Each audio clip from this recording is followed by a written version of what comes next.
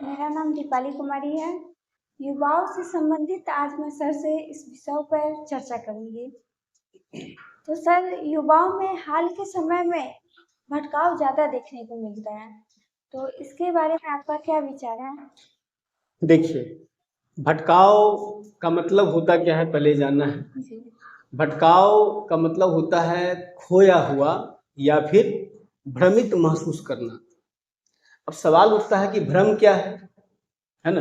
भ्रमित जब महसूस करता है व्यक्ति, स्टूडेंट, खासकर युवा वर्ग इसमें आज के डेट में काफी पीड़ित है। मैं इसको पीड़ित शब्द कहता हूँ, क्योंकि भटकाव में है तो यानी कि अंडोलड्रम की स्थिति में है, न इधर है न उधर है ना? और अपना कैरियर का समझो कि बहुमूल्य समय जो है अपना बर्बाद कर रहा है। तो भ्रमित स्थिति में है। तो भ्रमित का मतलब क्या है? मस्तिष्क की गतिविधियों में व्यवधान जब आता है, यानी आपका जो माइंडसेट है, आपका जो दिमाग है, जो फंक्शन है उसका काम करता है, उसमें जब व्यवधान यानी रुकावट आती है, तब जो है आप भ्रम की स्थिति में आते हैं कि what to do what not to do के कंडीशन में आते हैं। ठीक है, इसके कई कारण हैं। जैसे युवा अगर भटकाव में की स्थिति में है तो सबसे बड़ा कारण है गार्जियन का एक दबाव। गार्जियन ये कहता है कि तुम ये करो, उसका मन कुछ और कहता है। मान के चलो कोई अच्छा खासा बिजनेस करने वाला बच्चा चाहता है कि मैं बिजनेस करूं, अगर उसके पापा कह रहे कि नहीं मेरा बेटा बाबू बने, बाबू मतलब नौकरी करने वाला बने, तो इस कंडीशन में बच्चे के मन में द्वंद्व उत्पन्न होती है।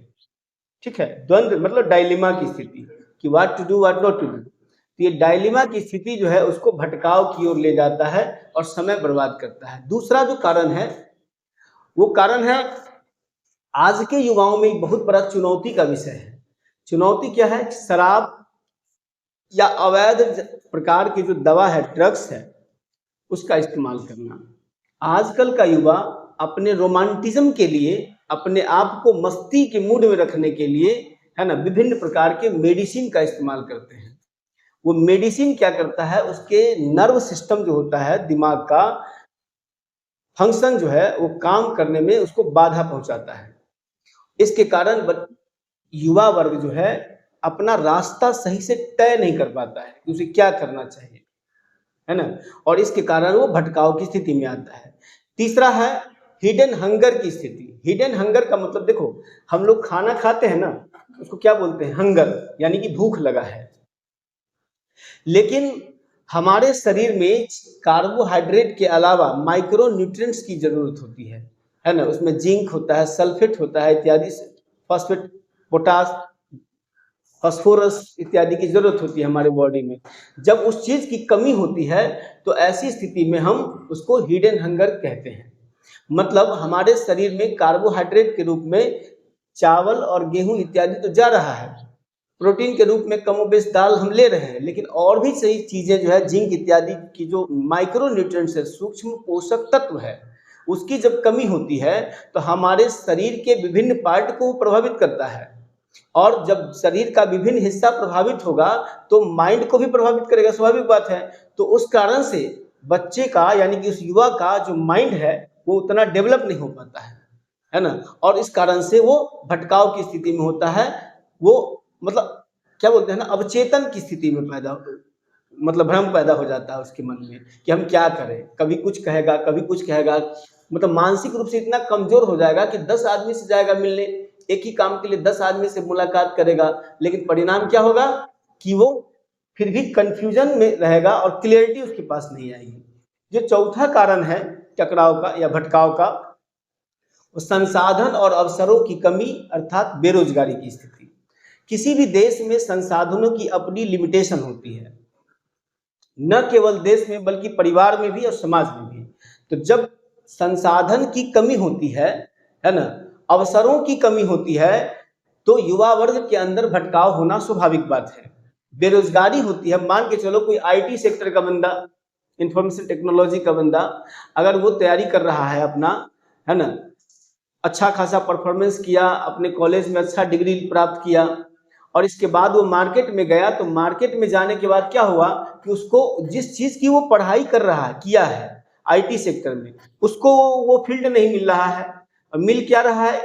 इलेक्ट्रॉनिक कम्युनिकेशन, है ना? उसके इसके पास कंप्यूटर से रिलेटेड कार्य को वो ज़्यादा करने, मतलब स्पेशलिटी जो जिसमें उसने स्पेशलिटी हासिल की है वो उस लायक उसको काम नहीं मिल रहा है। इसका परिणाम ये हो रहा है कि उसमें बेरोजगारी की स्थिति उत्पन्न हो रही है। उसके अनुकूल काम न मिलने के कारण क्या है, बेरोजगारी और मानसिक रूप से दबाव बढ़ रहा है और भटकाव की स्थिति। हम क्या करें, कैसे करें, कैसे आगे बढ़े, परिवार समाज का दायित्व सब कुछ उसके दिमाग पर हंट करता है उस कंडीशन में, और वो भटकाव की स्थिति में चला जाता है। अगला जो कारण है, एक कारण जो बहुत आश्चर्य की बात है भटकाव में, वो है एकल परिवार। देखो, जब हमारा परिवार ज्वाइंट था, यानी ज्वाइंट परिवार हुआ करता था जब समाज में, तब युवाओं को सही रास्ते पे ले जाने के लिए, है ना, हमारे समाज के बुजुर्ग लोग गाइड करते थे। आज के डेट में एकल परिवार के कारण हमारे समाज में कोई गाइड करने वाला युवा को नहीं रहा। परिणाम ये हो रहा है कि युवा के पास कंसंट्रेशन पावर जो है वो लूज हो रहा है। वो कह कुछ और रहा है, कर कुछ और रहा है, उसको खुद समझ में नहीं आ रहा है कि वो हो क्या रहा है ना। मैंने अभी क्या बोला कि खोया हुआ स्थिति, है ना, या फिर भ्रमित महसूस करना, ये भटकाव का मूल रीजन है, भटकाव का अर्थ होता है। तो जब एकल परिवार में उसको सही रास्ते पे बताने, अब मान के चलो कि पति और पत्नी दोनों वर्किंग में हैं, बच्चे कहाँ हैं, स्टाफ के पास, गुण किसका गया, स्टाफ का गया, है ना, व्यवहार किसका गया, स्टाफ का गया, और तब वो उम्मीद कर रहे हैं कि बच्चा हमारे जैसे बने। हाउ कैन पॉसिबल, ये कैसे हो सकता है। तो आपका गुण तो आपके बच्चों में गया ही नहीं। सिर्फ जेनेटिक गुण ट्रांसफर करने से नहीं होता है, बल्कि जो सोशल इन्वायरमेंट होता है, समाज शास्त्र में पढ़ेंगे आप लोग, तो सोशल इन्वायरमेंट जो है बच्चों के भविष्य की बुनियाद जो है वो डालता है, और उसकी शुरुआत उसके घर से माता पिता के द्वारा होता है।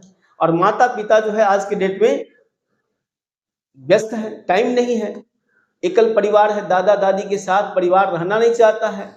सब चाहता है कि हम सेपरेशन ऑफ पावर की तरफ आगे बढ़े, यानी सेपरेट, अपना अलग रहें, एक मकान हो, 2 रूम हो, किचन हो, बाथरूम हो, बस उतना ही। परिवार में जो रिश्तेदारों हैं उनको कोई बहस नहीं है, उनसे कोई मतलब नहीं है। तो इस प्रकार की व्यवस्था जो है भटकाव का कारण है। समाज के बीच में न रहना, मानसिक रूप से कमजोर करना, है ना, ये सब क्या है, भटकाव के कारण है।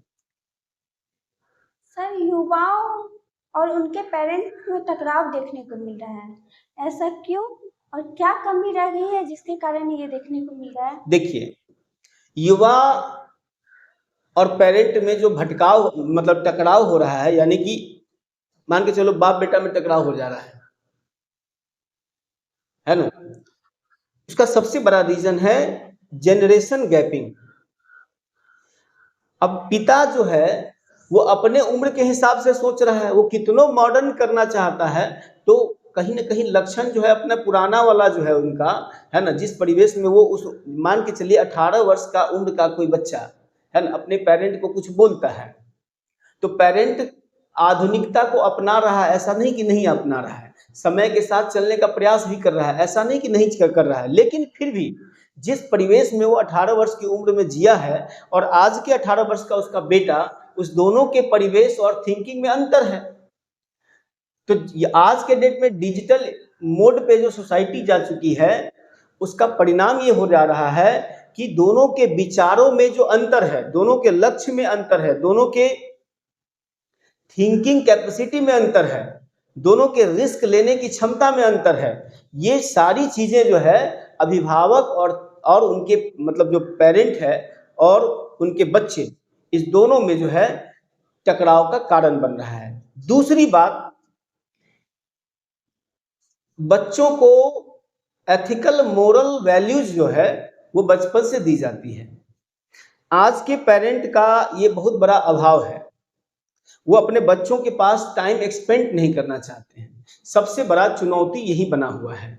जब आप टाइम एक्सपेंड नहीं करेंगे तो आपकी इमोशन को कैसे वो बच्चा समझेगा। अच्छा, बच्चा के इमोशन को आप कैसे समझिएगा कि बच्चा क्या चाहता है भविष्य में, किस ओर उसकी दिशा है, क्या वो भविष्य में करना चाह रहा है, उसके अनुकूल उसको मौका दिया जाना चाहिए। ये सब चीजें जब कमी होती है तो पेरेंट और उनके बच्चों में भटकाव का यानी टकराव का सबसे बड़ा कारण बनता है। दूसरा, अभिभावक के अपने उम्मीद होते हैं। वो चाहता है, अच्छा बच्चा जन्म नहीं लिया, अभिभावक करता है इसको, बेटा को हम डॉक्टर बनाएंगे, कोई कहता है आईएएस बनाएंगे, कोई कहता है नहीं हम इंजीनियर बनाएंगे। अब बच्चा का मन है बिजनेस करने का, स्वाभाविक बात है टकराव होगा, इसमें कौन सी बड़ी बात है। जब बच्चों के अनुकूल आप उनको अवसर नहीं दीजिएगा तो टकराव तो होगा ना। और जब टकराव होगा तो बच्चों में अवसाद की स्थिति आएगी। अवसाद मतलब डिप्रेशन। जब टकराव होगा पिता और पुत्र दोनों में, या पिता पुत्री या पुत्री पिता, है ना, या फिर पुत्री माता इत्यादि समझ में, ये जो टकराव स्थिति होगी तो क्या होगा, अवसाद की स्थिति आएगी। अवसाद मतलब डिप्रेशन। डिप्रेशन के कारण आपको एक आंकड़ा मैं देता हूं, WHO के अनुसार, वर्ल्ड हेल्थ ऑर्गेनाइजेशन, विश्व स्वास्थ्य संगठन के एक आंकड़ा के अनुसार 15 से 30 वर्ष के जो युवा हैं पूरे विश्व में, उसमें मृत्यु का चौथा कारण आत्महत्या है। ये बहुत चिंता का विषय है कि 15 से 30 वर्ष का युवा, जिसकी पूरी जिंदगी अभी उधेड़ पड़ी हुई है, लाइफ में बहुत कुछ कर सकता है, सिर्फ नासमझी के कारण अवसाद में जाता है और उसके कारण, डिप्रेशन के कारण वो आत्महत्या कर लेता है। तो उस देश की इकोनॉमी के खिलाफ है वो, उसका पार्टिसिपेशन नहीं हुआ, और युवा जो है अपने राष्ट्र में, अपने समाज में अपनी भूमिका को निभा नहीं पाया, है ना। तो टकराव से बचना चाहिए। पेरेंट को चाहिए कि युवा की आधुनिक पीढ़ी है ना, तो उसके अनुकूल चलने का प्रयास करें। और युवा को भी चाहिए कि बुजुर्ग का अपना जो अनुभव है लाइफ में, जिंदगी का, 60 साल 50 साल के पिता अपने बच्चों को जब समझाता है तो उसका अपना जीवन का अनुभव है, उस अनुभव से युवा सीखे और बुजुर्गों के साथ तालमेल बैठाकर, यानी कि बुजुर्गों का अनुभव, युवाओं का जोश, दोनों मिलकर, है ना, अपनी मंजिल तय करे। युवा वर्ग को ये चाहिए, न कि भटकाव के कारण टकराव और अवसाद में आकर आत्महत्या करके तुम किसकी बिगाड़ रहे हो। ये तो कायरता का निशानी है ना, तो इससे बचना चाहिए आप। ट्रू लव और फॉल्स लव में कैसे अंतर करें? आज के युवाओं में इसको लेकर काफी भ्रांतियां हैं। ठीक है, देखिए आजकल क्या होता है ना, युवाओं की जो उम्र है उसमें प्रेम को लेकर झुकाव रखना बहुत स्वाभाविक बात है, बहुत बड़ी बात नहीं है। और हमारे यहाँ प्रेम का जो संबंध है वो राधा कृष्ण का भी है, आप समझ रहे हैं। प्रेम का संबंध जो है वो एक पर एक कहानी आप सुनिएगा, इतिहास गवाह है। सबसे पहले समझिए कि प्रेम का मतलब क्या होता है, जिसको आप इंग्लिश में लव बोलते हैं। प्रेम का मतलब क्या होता है? प्रेम का मतलब होता है रिस्पेक्ट देना। आज का युवा प्रेम का मतलब कुछ और समझता है। सबसे बड़ा चुनौती उसका यहीं पर है, चाहे वो गर्ल्स हो या बॉयज हो। प्रेम का मतलब एक दूसरे का कद्र करना, इज्जत करना होता है। प्रेम का मतलब ये नहीं है किसी को अपने इमोशन में, है ना, मतलब कोई अपने इमोशन में फंस जाना, ये प्रेम का मतलब नहीं होता है। प्रेम का मतलब है कि रिस्पेक्ट करना। वो प्रेम भाई बहन में भी हो सकता है, वो प्रेम पति पत्नी में होता है, वो प्रेम माता पिता में होता है, वो प्रेम प्रेमिका के साथ हो सकता है, कोई बड़ी बात नहीं है। लेकिन रिस्पेक्ट जहां नहीं है वो ट्रू लव नहीं है। जहां रिस्पेक्ट है वहां पे ट्रू लव है। इसका बहुत आसान उत्तर जो है मैं देने का प्रयास किया हूं, बाकी ये टॉपिक तो बहुत लंबी है। अक्सर इसको लेके बच्चों में भ्रांतियां रहती है, तो मैं ये भ्रांतियों को निकालने का एकमात्र उपाय बताता हूं कि अगर आपका कद्र सामने वाला कर रहा है ना, तो समझिए कि ये ट्रू लव है। जब आपका कद्र सामने वाले के नजर में नहीं है तो ये ट्रू लव नहीं है, ये फॉल्स लव है ना, ये बनावटी प्यार का झांसा है। इनसे बचने का प्रयास कीजिए, ठीक है जी, थैंक यू।